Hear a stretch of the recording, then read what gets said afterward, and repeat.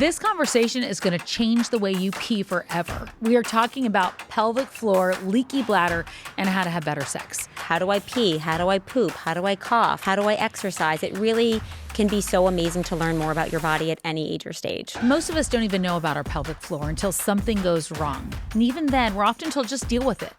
But the truth is, this is your core. It holds everything, and it deserves your attention. This is a muscle like any other muscle in your body. You can train it until the day that you die. Dr. Sara Reardon is going to break it all down for us. She's a leading pelvic floor physical therapist. There's so much that we can do to help women have a better quality of life as we age. She's also known as a Vagina Whisperer online, and she's out with a new book titled Floored. It is a must-read for every woman at every stage when it comes to pelvic floor health. That one change can make a world of difference to protect your pelvic floor.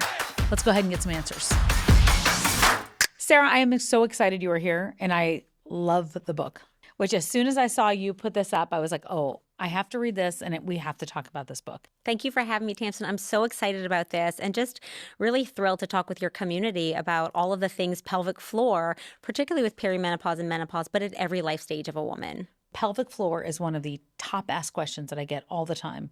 So first of all, where's our pelvic floor? Because I think that's my question. Right. That's my top question. Where's our pelvic floor? You know, it's interesting. People don't even know we have one, and Yeah. we're using it all throughout the day. So if you think about the bony pelvis that we see on skeleton jammies or on the anatomy model in your doctor's office, it's a ring of bones, and at the very bottom of that ring of bones is a basket of muscles that attaches from the front to back and side to side, and it sits like a hammock, and that is where your pelvic floor is. That is your pelvic floor. It's muscles that support your organs, like your uterus and your ovaries, your bowel and bladder, and it also has the openings for urine to exit, for bowel movements, and then also for vaginal intercourse, vaginal birth, and menstruation. So it's really important. Everyone has one, and it requires different types of maintenance and exercise for all different stages of a woman's life. And we only just started talking about it? I know. Is that weird? It feels like it does a lot of things. It does. And, you know, I've been in this field for 18 years. So I was a pelvic floor therapist when people would hear what I did for a living, and they would scoot 2 seats over and be like, oh, that's really weird. And now they're like, hey, can I talk to you later? Yeah.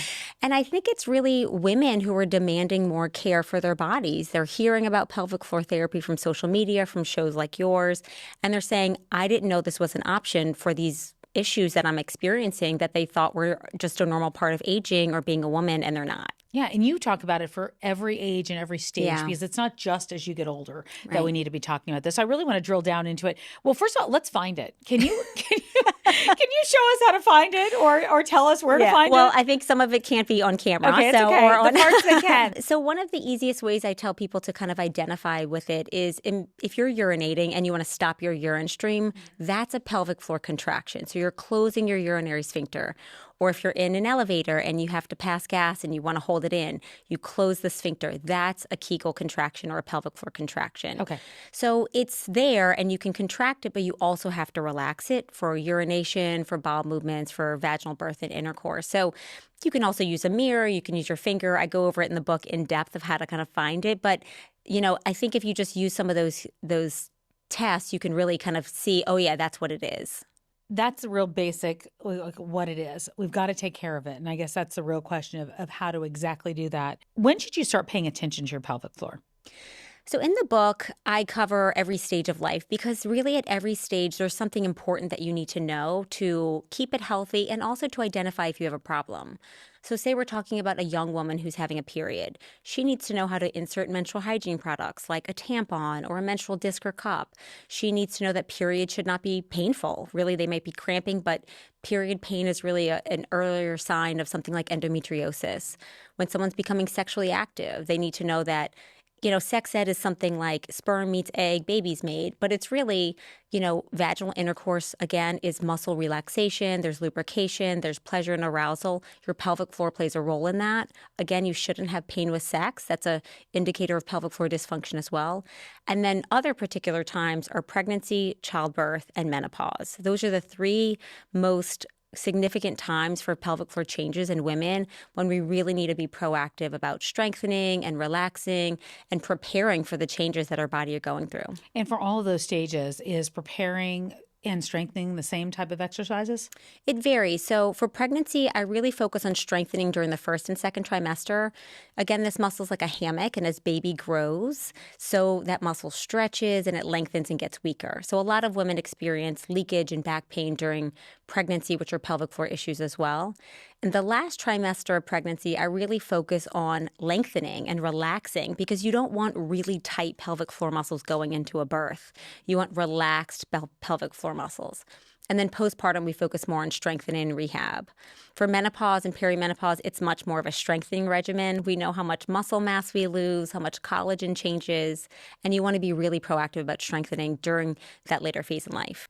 Okay, so I want to go through each one of the things that the pelvic floor does now, because I think that it's important to be aware of it. If we don't know whether or not we're having a pelvic floor issue, can we assume or not? Or do we need to pay attention to certain things we might not be aware of? Unfortunately, the research is showing that almost 50% of women have some sort of pelvic floor issue, and it gets worse with aging. Okay. So Okay. over 50% of women leak urine after the age of 65. 1 out of 3 women have pain with sex at some point in their lifetime. So I would say it's not unusual to experience these issues, but we want women to get help for them sooner. It's like having back pain or, a knee injury. You shouldn't just have to suffer. You should be able to get help for it. I would say if you are experiencing urinary leakage, constipation, painful sex, pelvic organ prolapse, heaviness or pressure in the vagina, those are all common signs of pelvic floor dysfunction that I would say just go ahead and get therapy or get help. Okay, so let's go through each one of those. So urinary leakage can be one that's really embarrassing. Right. And, we do a little like, oh, urinary leakage,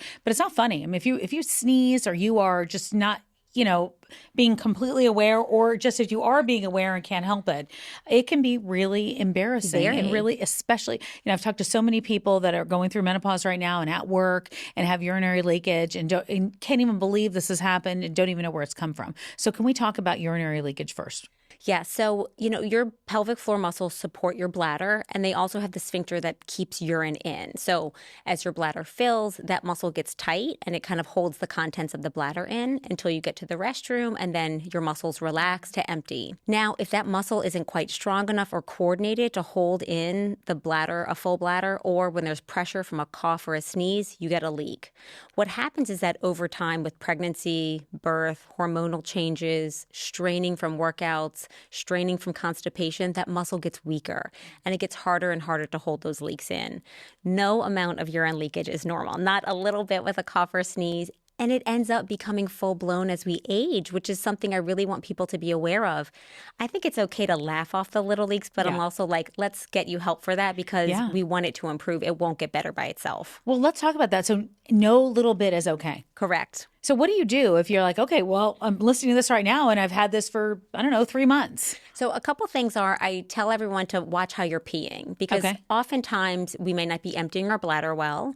So the first thing I tell people to sit down when you pee, don't hover over the toilet. If you sit down, you empty better, and don't push when you pee. Okay. I call this power peeing, and women are notorious for this. We want to be do not power pee. Do not power pee. Okay. So sit. Lean forward, take some big deep breaths, and just let your muscles relax, and your bladder will push the urine out for you. You don't have to push when you pee. It's really can weaken your pelvic floor muscles and lead to more leakage. And then the other thing is to only go to the bathroom when you have the urge to go. If you prolong your bladder trips to the bathroom too long, or you're going too frequently, it can cause more bladder dysfunction. And the last tip is a really easy one. It's called the knack. And it's when you feel a cough or a sneeze coming on and you do a Kegel before the cough or sneeze.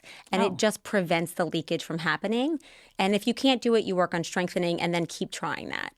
How come we were never taught really how to pee? Great question, Tamsen. I know. Or were we? And I missed that. No, that's one of the things is I think, if we can really educate ourselves and educate the next generation, we can prevent so many of these issues. Yeah. We're not taught how to pee. And yet something we do 6 to 8 times a day could really be weakening and, damaging our pelvic floors. Is that why there's the little stool? I saw in the book you have like the stool, images. Yeah. You have little stools, the whatever. I can't remember what they're called. So, but are those good? Those are great for you? Well, those are great for your pelvic floor. And those are used for bowel movements. Yeah. So those are used for pooping. But when you use them under your feet for bowel movements, it puts you in a squatting position, Yeah. and that's the best position to relax to minimize straining, which again can weaken your pelvic floor. Okay. So I just want to say I love that we're talking about pee and poop like this. This is a joy for me. Oh my gosh, well, you're so welcome to come here anytime. I'm like, I love this. I'm so happy to have you talking about. You can come back. I'll think of some new questions. Okay, so that's urinary leakage. Then we have painful sex. Yes. We do know that in perimenopause and menopause, as the estrogen decreases, as our hormones decrease, there is oftentimes painful sex. Yes. Is that different from why we're having painful sex here with pelvic floor? It's completely related, Okay. and it's really unacceptable. Okay. I mean, I am someone who believes that we should be able to have pleasurable, enjoyable sex Sure. throughout our entire lives. For males, there's a little pill they can take to keep on going, and I don't think that it's fair that we don't have that. But what I do think is that, as we are getting older, and this can also happen during other times like postpartum when you're breastfeeding or if you're taking birth control. If your estrogen levels change and decrease, your vagina gets drier, it gets thinner, and it can cause a raw or painful sensation during intercourse. So the recommendations are to, 1, do pelvic floor therapy to improve blood flow to the area, to strengthen the muscles and tissues, and then also use vaginal moisturizers to help moisturize the skin. We have skincare routines that are 10 steps, and you can also have a vulva care routine where you're applying lotions or moisturizers that are specific for the vulva and use a lubricant during intercourse. And you can also use topical estrogen on the area. So there's a lot that you can do, but we should not accept pain as normal for sex at any point in our life, whether it's after giving birth or with perimenopause or menopause. I was in a bookstore for the book tour I was on, and people were raising their hand in the middle of Barnes & Noble asking questions all about pelvic floor and sex. And, I had Dr. Emily Morse on there, so there was Love a lot of Emily. conversation Yeah. going on in the middle of Barnes & Noble. Well, and one of the things I'll say is that, women are hungry for help. Yes, and they're really absolutely. they're not going to their medical providers. They're coming to experts and specialists and social media to really find out about their bodies, which is really a demonstration of they're not getting it in the healthcare system. And so they are well due for support. Yeah, I couldn't agree with you more about that. And that's what we hope to keep getting them here. And obviously, if you have questions, send them our way because we want to keep getting experts like you on here to talk about these things. All right. Prolapse. Can you tell me what that word is again? It's something prolapse. It sounds really scary. Yes, it's pelvic organ prolapse, and it does sound really scary. So pelvic organ prolapse is when that hammock of muscles is not as supportive as it needs to be. So your bladder, your rectum, your bowels all rest inside of there. And if that pelvic floor gets weaker, which happens with aging, with straining during bowel movements or vaginal birth, with high impact exercises, those organs drop. And it can feel like a bulge in your vagina. Right. Women often say that they're showering and they feel like a bulge at the opening of their vagina, which is really scary. They can feel pressure or heaviness in the vagina at the end of the day. It feels like something's falling out, or if they can't empty their bladder or bowels well. And it's really a support issue. So those muscles just aren't as supportive. So pelvic floor therapy comes in to help strengthen the muscles, to show them how to minimize straining and things like that. But one out of 2 women will have prolapse if they walk into a doctor's office. So where do you find a pelvic floor specialist or therapist if they can't find you? So there are pelvic floor physical therapists located all over the country. If you literally just go to Google and type in pelvic floor physical therapy, they'll pop up. There's also a PT locator on our Academy's website, which is called the Academy of Pelvic Health. And then I say, ask your girlfriends. I mean, they are the best referral sources to say like, hey, do you know a pelvic floor therapist? And they can tell you like who's a good one, or if they've seen one, have heard of one. I mean, I think that we really are all trying to help support one another. I mean, I ask my friends for referrals as well. It's the best way to find a good one. I couldn't agree more.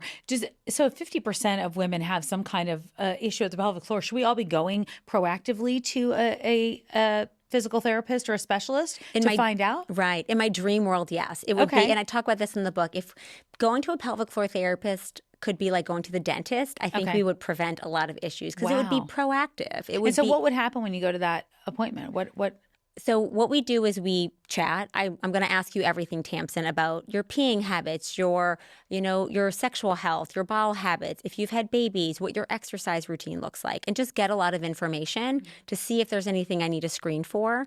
And then I do an external assessment. I look at your low back and your hips, just like a regular physical therapist. And then to assess the pelvic floor, we do an internal vaginal exam. So that's how we access the muscles. And we ask you to squeeze and do a Kegel contraction, relax. We check if there's tension or spasm in the muscles. And that just gives us a good idea. Is there weakness? Is there tension? Is there incoordination? And then we can help guide you with exercise. It affects the pelvic floor health, correct? Yes. How does it do that? And what should women in midlife or during this time? We have to be aware of 100 things. Right. But, and we'll just add this one to the list. What should women in midlife be aware of as they enter into perimenopause and menopause? Because perimenopause can start in your late 30s. Right. So it's not, when we say midlife, we're talking about a very wide range. Right. And then postmenopause is, 40 years sometimes. The rest. So, I will address this in two ways. One, I think we need to be proactive. So, I really look at perimenopause as this runway, this opportunity we get to prepare our bodies for this big shift. But during perimenopause and then obviously postmenopause, your estrogen levels are decreasing. Estrogen is what plumps up and tones the vagina, which is part of the pelvic floor. It also provides vaginal lubrication to the vulva and vagina. And estrogen also helps create a protein called collagen. And we think about collagen when we think of our skin and our hair and our nails, but it's also in our vulvar skin. And that collagen decreases with aging, and we lose, almost 50% of it after in the vulva and vagina after we age. This is sounding like terrible, but however, I would say be proactive about strengthening your pelvic floor during perimenopause, just like we are educating women to, lift weights, do strength training, wear your weighted vests, eat protein. They need to be incorporating pelvic floor exercises into their workouts as well. And it's really simple. If you're already going to the gym, just pull in your pelvic floor with that, and maintain some of these exercises throughout the day. Pelvic floor exercises, what do they look like? So for strengthening, the most popular one we know about is called a Kegel, which is named after a male gynecologist from the 70s. We need one named after you. Right. We need one named after a woman. The Saras? No. The Sara. Do the Sara. Okay, I know we have a pink straw here. Can you tell me what it's for? It matches the book very well. Well, we've already talked about it. So two things. So this straw, there's two things I would tell somebody to do with it. One is when you're pooping, I would blow out through the straw. So when I actually keep one of these in my kids' bathroom. So when they go to the bathroom, when they go to the bathroom, because again, we have to teach our kids how to go to the bathroom properly. Yeah. So when they're pooping, I put their feet on the stool and I say, okay, buddy, blow through the straw. And can you feel your pelvic floor push down and let go? Of course. And that's what we want to happen during a bowel movement. Wow, okay. Now, we don't need to do anything for the next one, but the way that I explain to do a Kegel contraction is to think about your vagina sipping up a thick smoothie through a straw. And if you think about a sip up, you squeeze and you lift. So it's a closing and a lifting up. It's not tightening your butt. Right. It's not curling your toes, which Right. so many do as Kegels. It's thinking about your vagina sipping up a smoothie through a straw. And that really gives you the visual of how that contraction should be. I feel like I'll never look at straws the same way again, but I'll understand. But I really want people to bring it into function. I want you to do it before a cough or sneeze. I want you to do it when you're lifting weights at the gym, Tamsen. I want you to do it when you are lifting groceries or putting something in your car. Use the muscle when you need it and also bring it into your strength training routines. So with pelvic floor exercises, how often should you be doing them? So think of this like a strength training regimen that you have at the gym. The research really shows that doing 3 times a week, 5 to 10 minutes of exercises is sufficient, which is amazing. It's not a huge lift for women to really focus on these pelvic floor contractions. And I give you exercises in the book to kind of walk through and how to do them. But if you have an exercise routine that you're already doing, Pilates, bar, strength training, you can bring that pelvic floor contraction into it, and that really can be your pelvic floor workout. Yoga, Pilates, those help. It's a balance. So Okay. if you're doing Pilates, which is kind of a lot of tightening and pulling in and strengthening, you want to just make sure that you're relaxing it after. Got it. We don't want to walk around with tight pelvic floors and vaginas all day. That's not a functional pelvic floor. You can have pelvic floor tension, but that doesn't mean it's strong. So it needs to contract and relax. Yoga is also amazing, but you still need to do some strengthening on top of that. All right, so Sara, if we have somebody that is 55 or 60 or 70 listening saying, is it just too late for me to even start this right now? Is it already weekend? What is the answer to that? Not even close. It is never too late. Great. It's never too late. I mean, it's like saying, I'm 60 and I want to strengthen my muscle. Should I just give up now? I'm like, absolutely. Good. This is a muscle like any other muscle in your body. You can train it until the day that you die. And even learning about it will empower you to understand more about how your body works. How do I pee? How do I poop? How do I cough? How do I exercise? It really can be so amazing to learn more about your body at any age or stage. Yeah, I couldn't agree more. And I think that, especially when these are basic things we probably should have been talking about, at a very, very young age across the board. All right. So you had a TikTok, don't push when you pee, and it really struck a chord. Right. Well, how did you know to do that one? Was it something you'd been asked over and over again? It's interesting because I just occasionally drop in these little tips, like don't push when you pee or squeeze before you sneeze. Yeah. And that one I just posted. It was literally me sitting on a toilet, which I do in a lot of my videos, and just said, things your mom didn't tell you, don't push when you pee. And it just exploded. And it was surprising how many people don't know this. And it's just a real testament to how much we need to keep doing this education, because that one change can make a world of difference to protect your pelvic floor. Talk about your Instagram account, because I think that you are extremely bold and I love it. And I can't wait for a time where it's not bold, it's just normalized. So my Instagram account is called the Vagina Whisperer, which is actually a name that my girlfriends gave me after graduate school when I was practicing in this field. And we would get together during the summers. And one summer I ended up like chatting with all the older moms in a hot tub about their bladders. And they were like, she's like the Vagina Whisperer. And so they named me that. And when I started the account, it was really for my group of girlfriends. We were all pregnant and postpartum. So it's to share tips with them. But, I share everything on there from childbirth tips, menopause strengthening tips, obviously peeing and pooping tips, but also a lot of advocacy. I mean, I think it's really important to have these conversations. I always say, I want to normalize pelvic floor conversations. I don't want to normalize pelvic floor problems. Yeah. I think the narrative has been for so long that leaks are just part of being a lady, or, just wear liners if you've got a little leakage. And I'm like, that is not acceptable. I will not accept that diapers are my destiny. And there's so much that we can do to help women have a better quality of life as we age. I mean, we do think about all these years when we talk about postmenopause as, could be a third to half of your life. Right. And you better figure out how you want to live that. Right. And we don't think about how even things that are happening in our 20s or 30s, whether it's pain with sex or, the inability to have sex. Some women can't have sex and they're not able to get pregnant, or they've had pelvic floor trauma and they don't want to have another baby, or they're leaking now. And I'm like, what is that going to look like? At 30, it's a little bit, but what about 40, 50, 60 when we don't have our hormones to prop us up anymore? And I just say that to really encourage women to make small changes now. It does not have to be a complete overhaul. We all have really long to-do lists, but just some small changes and incorporating some exercises just go a really long way so that you can travel later in life. You can hang out with your girlfriends. You can hike. You can have sex. I mean, really live a fulfilling life in whichever way you imagine it to be. Okay, so we did power peeing, right? That's like trying to force yourself to pee. So what's the right way? Sit, chill, lean forward, and breathe. To poop? Yeah, so the right way to poop, I love this again, okay.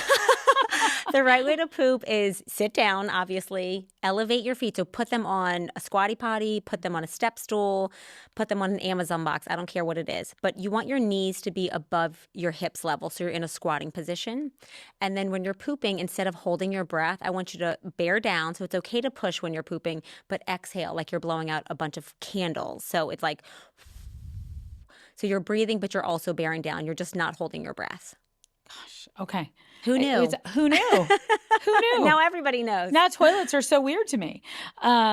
There's a lot of confusion about UTIs. Yes. Can we talk about that misdiagnosis of them, and actually a fear of misdiagnosis of them, because that could be a really serious issue too. Yes. So just tell me about UTIs with regard to pelvic floor. So urinary tract infections are when bacteria kind of creeps up the urinary tract, or there's a high bacteria count in the urine and it becomes obviously filled with bacteria and you get an infection. The way to treat it is antibiotics. But there's two things. One, they are more frequently occurring when you are perimenopausal and postmenopausal, because the epithelial layers of the tissues change with less estrogen. You're more prone to infections. However, the symptoms of pelvic floor changes and estrogen changes in the tissue can also mimic a urinary tract infection. So if you're going in and it's like, oh, it doesn't say that you have bacteria, the infection's negative, but just take the antibiotics anyway, you don't have an infection. You could have a pelvic floor issue where there's tension in the area, nerves are irritated, there's pain, and then it feels like a urinary tract infection, but it's not. Right. The other thing that happens is frequent urination. Yeah. People will go to pee in the middle of the night once or twice when they never used to, or they'll have to wake up 3 to 4 times before, actually going to sleep to empty because they feel like they're not emptying. These are all bladder and pelvic floor changes that really need to be addressed because they don't get better. So what do you do if you don't know the difference between it being a urinary tract infection or a pelvic floor issue? I always recommend getting it checked out. I would go to a physician and get it screened and make sure that you get a test done first. Second, I would also check in with the pelvic floor therapist because having muscle overactivity or tension can mimic a urinary tract infection. It could literally be just a muscle spasm that's causing you to have more nerve sensitivity in the area. So get it screened and then also get it treated. Or I've got tips in the book about pelvic floor relaxation and stretches and even internal massage that you can do that can relieve bladder pain. We'll go into that a little bit. What are some of the things that you can do to help with that? So it's interesting because we often talk about strengthening the pelvic floor, which is the Kegel contractions, but you also need to lengthen and relax the pelvic floor. In order for these muscles to really function well, we need to contract them but relax them. The way that we can do that is internally with massage. In our therapy offices, we often use a finger, but at home you can use a therapy device called a wand that's inserted to release the muscle. You can also do stretches and breathing exercises like yoga or child's pose, happy baby pose, and just taking some big, deep breaths. Our pelvic floor relaxes when we take big, deep diaphragmatic breaths, yet we live in a day where we're all tensing our muscles, we're holding our breath, we're, breathing with our chest, in shallow breaths. And really, if you just uncross your legs, sit up nice and tall, unclench your butt, and just take these big, deep breaths, it's a way to really naturally relax your pelvic floor muscles without having to strain. You can't see these muscles. It's not like you can tell them to relax. So just breathing can help with that. Sex. What can that help with sex moving forward? I mean, we've talked about this, not only painful sex, but low libido is also one of the issues that a lot of women deal with. Can pelvic floor or working on your pelvic floor and strengthening help that? Well, if you have pain with sex, you're going to have a low libido. Yeah. Yes, for sure. There's a hormonal issue, but when there's a pelvic floor issue, what can happen is there are 2 different layers of muscles to the vagina. There's an entryway set of muscles and there's deeper muscles, which are that bowl. If you have tight, tense muscles, nothing is allowed to enter the vagina. So it could be a tampon, it could be a pelvic exam, but it can also be something during vaginal intercourse. And it feels like something's hitting a wall, like the vagina is closed. Another type of pain is deeper pain with penetration. So it feels like somebody's hitting something, like it's tender or bruisey in there, and it can be a deep pelvic floor or hip muscle. So just like we get knots in our shoulders and our neck and we get headaches or migraines, it's just like having tension in your pelvic floor that needs to be released. So I would work on the muscle component with some of the things we described, like stretches or internal massage. But then I would also, think about using a good lubricant. I think we used to think that lube was like only if you're not aroused. That's not the case. Using a great water-soluble lubricant proactively can also be helpful. I think there's a lot of shame and embarrassment about things like that, as if if you use lube, it's like you're not good enough at sex, or it's only for play. Yeah. And I think we've got to remove that. I mean, there's so much shame and stigma wrapped around a lot of these conversations. There really is. And I think that's why we don't talk about them and we don't know that there's help for them, which was kind of the whole mission behind this book, was to say, like, this is something that so many women experience. Yeah. I share stories in there that of all the patients I've seen, so many of them over the 18 years I've been practicing, and so many of them felt like it was just them. And I go, girl, I see 40 patients a week and all of them are experiencing pelvic floor issues. So you're not alone. And I think that we just want to really feel like there's help for these issues. But the shame and the stigma goes way back to when we are young girls and we're not educated about our periods. We're slipping tampons up our shirt sleeves. We're hiding kind of who we are as women from the age that we really become a woman.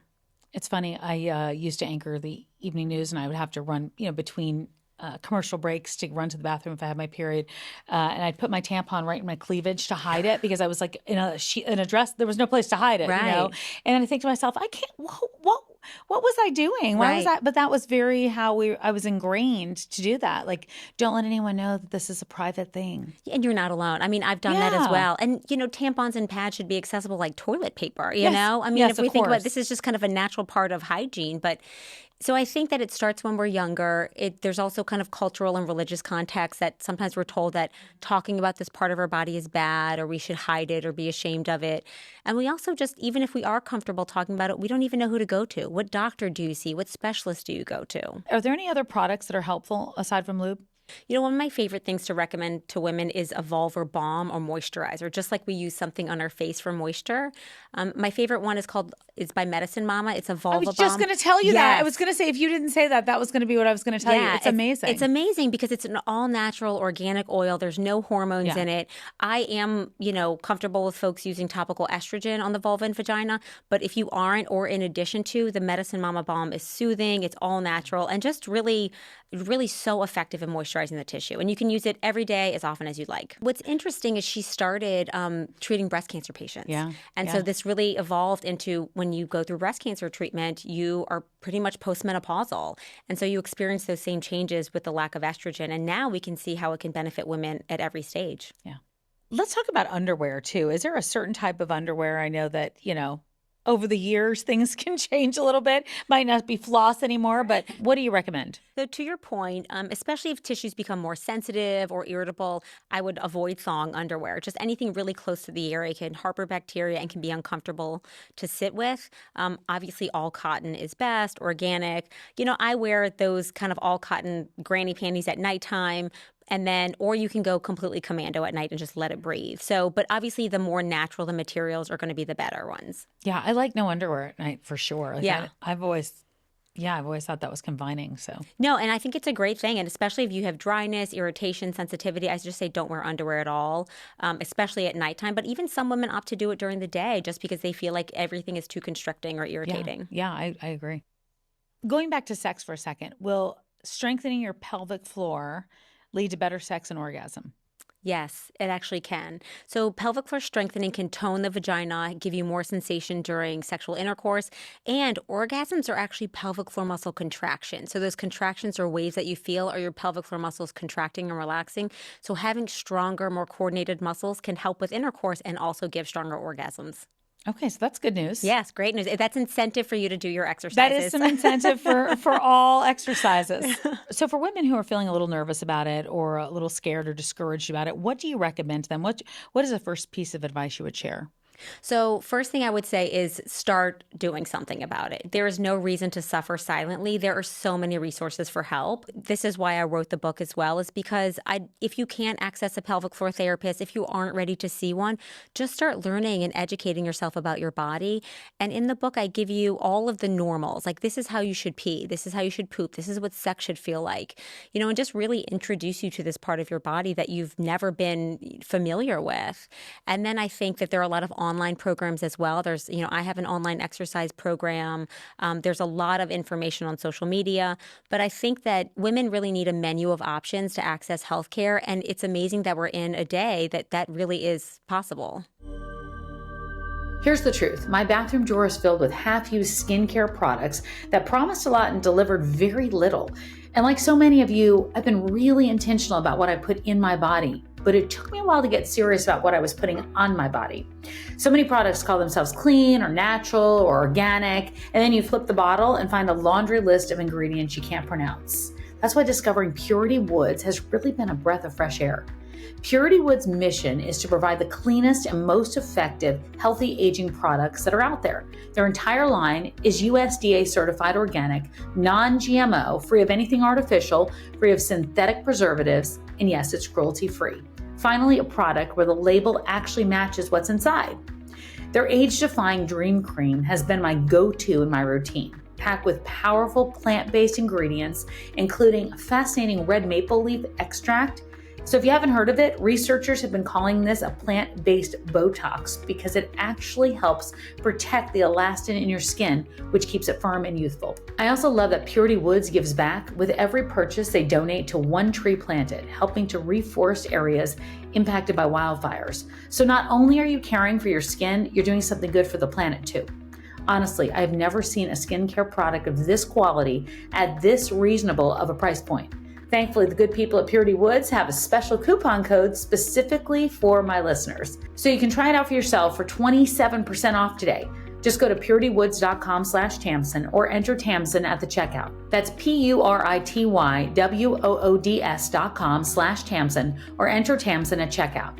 Try Purity Woods for yourself for 27% off today. Just go to puritywoods.com/Tamsen or enter Tamsen at the checkout. Okay, let's do some rapid fire myths with you before I let you go. This book is so good. I like every woman needs to read this book. Thank Seriously, you. it is so good. Okay, everybody leaks a little, just part of being a woman. That's a myth, right? Myth, total myth, not acceptable. There's something you can definitely do about it. No amount of leakage is normal. Just do Kegels fixes all pelvic floor issues. Myth, absolutely not. It's like saying doing crunches fixes back pain. It's very nuanced what you should do to address your pelvic floor, which is what I cover in the book. What exercise path should you take? Pelvic floor issues only happen after childbirth. Myth. They can affect you at any age or stage, from periods to sex to perimenopause and postmenopause. There is a right way to sit on the toilet. Truth. We know Not a that. myth. We know that way, right? Weak muscles equal weak pelvic floor. True. Explain that.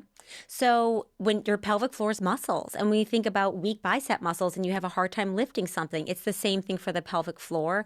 If these muscles are weak or lengthened, you can't close the sphincters to hold in urine and stool. You can't contract for sexual health or orgasms, and you can leak or have pelvic organ prolapse. Peeing just in case is good bladder training. Myth. You should only pee when you have the urge to go. We women are notorious for going to the bathroom every time we cross one, and that can train your bladder to actually shrink, and then you have to go to the bathroom more often. So only pee when you have the urge to pee. The normal range is between 2 to 4 hours during the day. Really? Yes. So I always do the just in case. You got to stop. No just in case bathroom. I see it and I'm like, I better do it just in No. case there's not another one somewhere else. Before bed, before sex, and before exercise are the only just in case pees allowed. Should you pee before sex or after sex or both? Okay. Both? Yeah. Why? Well, one, it cleanses the urinary tract of bacteria, and sometimes if you have a full bladder, it can make sex feel like you might pee. Holding your pee is bad for your pelvic floor. Truth.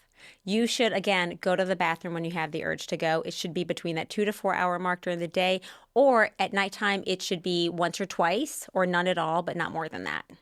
Sarah, you're so wonderful. We're going to share this book, obviously, so people know where to get it, but where can people find you? As we mentioned, I'm on social media as the Vagina Whisperer on Instagram, and then as the Vag Whisperer on TikTok, because TikTok doesn't like the word vagina. And Oh, let's talk about that real fast.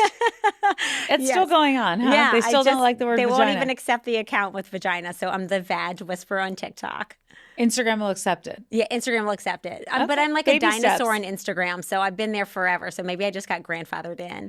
And then my website with, a ton of blogs, pelvic health exercises, and all about the book where you can pre-order it is thevaginawhisperer.com. And everybody who pre-orders the book gets 30 days of pelvic floor workouts along with it, so you can start your journey right away. Really is just incredible. It really is the guide that you need for your pelvic floor. If you have any questions about it whatsoever. All right. It's so good to see you. Thank you so Tam. much. I'm so glad we made this happen. Thanks for having I me, was like, Tamsen. we need Sarah. Thank you. So thank you. Pleasure. If this conversation was helpful, keep the questions coming. You can email us podcast@tamsenfadal.com. And of course, you can help us by subscribing to The Tamsen Show wherever you get your podcasts or on YouTube. Until next time.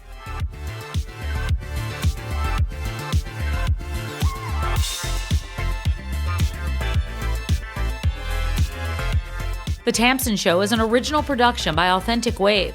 Executive producers, Scott Weinberger, Kevin Bennett, and Rebecca Grierson. Brand director, Johanna Ofsnick. Our line producer is Sabrina Saray. Editing by Zach Smith and Marquis Harris.